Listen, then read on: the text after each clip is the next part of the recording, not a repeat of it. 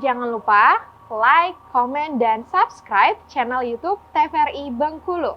Dan jangan lupa nyalakan notifikasinya.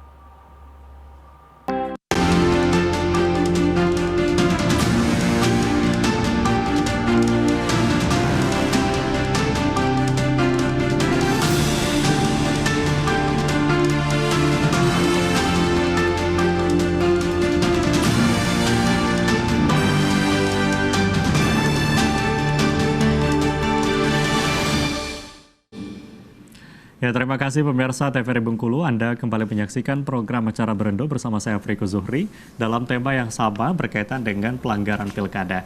Dan mungkin kalau kita bicara soal pilkada dan juga pemilu yang akan dilaksanakan 2024, nah sebetulnya harapan untuk kita bersama agar mungkin ini tidak terjadi pelanggaran gitu ya, bisa berjalan dengan lancar.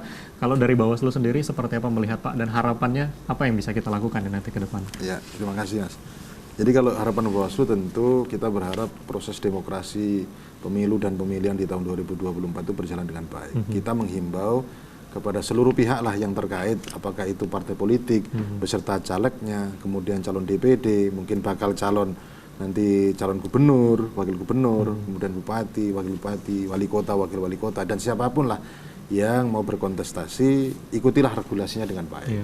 Aturan-aturan sudah sangat jelas, jangan sampai kemudian melakukan pelanggaran-pelanggaran, karena ya kan kalau pemilunya berintegritas ini kan hasilnya juga kita harapkan juga berintegritas.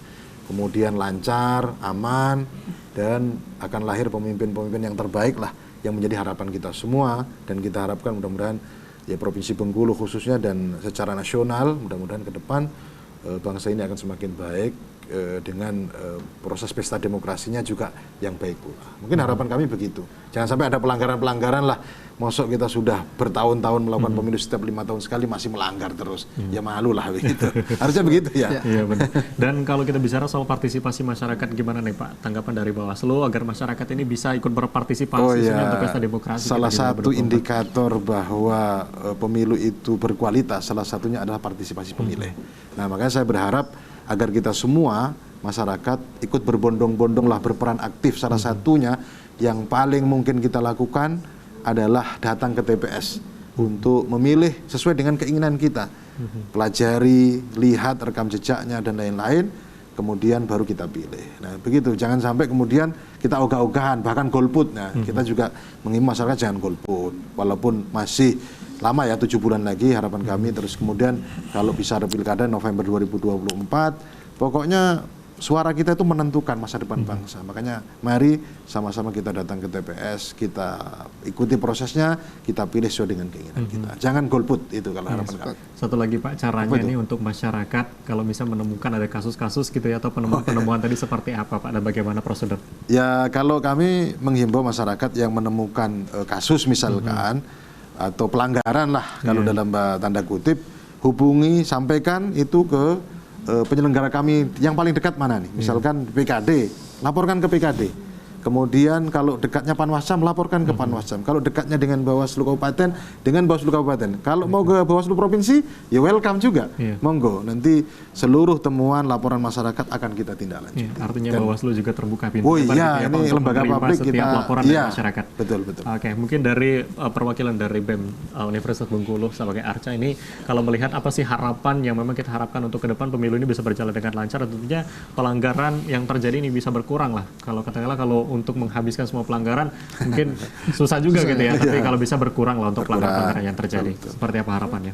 Oke, harapannya tentu sama dengan Pak Pamsa ya, bahwasanya harapannya untuk pesta demokrasi tahun ini harus kita nikmati dengan kegembiraannya, bukan dengan adanya korban kembali atau korban yang besar atau chaos yang besar gitu ya.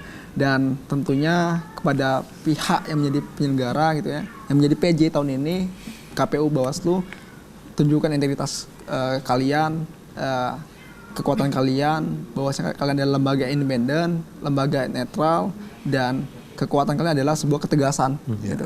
Di mana peraturan itu bisa ditegakkan ketika ketegasan itu diutamakan, gitu kan? Karena ya percuma kita membuat peraturan yang besar, peraturan yang banyak, tetapi di dalam cakupan itu tidak tegas, gitu. Kita sebagai peserta pun akan mengikuti prosedur, gitu ya. Dan untuk sebagai kontestan ya, baik itu presiden ataupun gubernur dan bupati dan lainnya, harapannya tunjukkanlah gitu ya bahwasanya kalian itu adalah calon pemimpin yang bisa mengayomi ya, menjadi contoh, bukan hanya sebagai pemimpin yang bisa apa ya, karena dengan apa ya, sebuah hal-hal yang rendah lah gitu kan, sehingga kawan-kawan khususnya orang-orang masyarakat memilihannya dengan bukan karena gagasan tapi dengan hal yang tidak diinginkan kita gitu. Dan harapannya kepada kawan-kawan pemuda ya, karena 2024 ini adalah masa kita ya, milenial, pemuda milenial, harapannya ayolah gitu kan, kita melek politik gitu kan, karena masa depan bangsa ini adalah di tangan kita semua gitu kan. Karena ketika kita mencatum hak pilih kita, maka kita ada legislasi ya untuk menagih janji orang-orang yang terpilih nanti ke depannya. Itu baik itu sebagai kepala negara ataupun kepala daerah gitu. Oke, baik. Terima kasih. Terima kasih banyak Arca sudah menyempatkan waktunya. Terima kasih Pak sudah menyempatkan waktunya hadir di studio TVRI Bengkulu. Dan pemirsa TVRI Bengkulu, tidak terasa perbincangan kita sudah hampir berakhir. Sudah hampir 1 jam kita berbincang-bincang berkaitan dengan tema kita pada hari ini terkait dengan pelanggaran pilkada. Dan pemirsa tentu kita berharap bersama dan mengingatkan untuk semua masyarakat Indonesia, khususnya masyarakat Bengkulu, agar kita bersama-sama mengawasi, melihat agar tidak terjadi pelanggaran dan mungkin bisa melaporkan, dan tentunya kepada para penyelenggara, ada Bawaslu dan juga KPU gitu ya Pak, agar proses dari pemilu kita bisa berjalan dengan lancar. Dan akhirnya saya Afriko Zuhri mewakili seluruh kerabat kerja yang bertugas pamit undur diri. Terima kasih atas perhatian Anda. Wassalamualaikum warahmatullahi wabarakatuh dan sampai jumpa. Saksikan penampilan dari Bengkulu Project.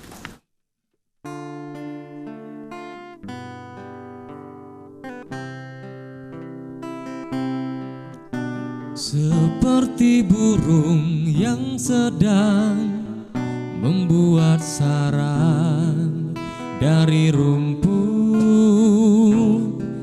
dan ilalang, ku susuri setiap keindahan di wajahmu, ku sematkan. Rindu adalah perjalanan mengurai waktu, menjelma pertemuan demi pertemuan. Catatannya tertulis di langit malam, di telaga dan di ujung daun itu. Rindu mengekal menyebut namamu berulang-ulang. Rindu mengekal menyebut namamu berulang-ulang. Rindu mengekal menyebut namamu.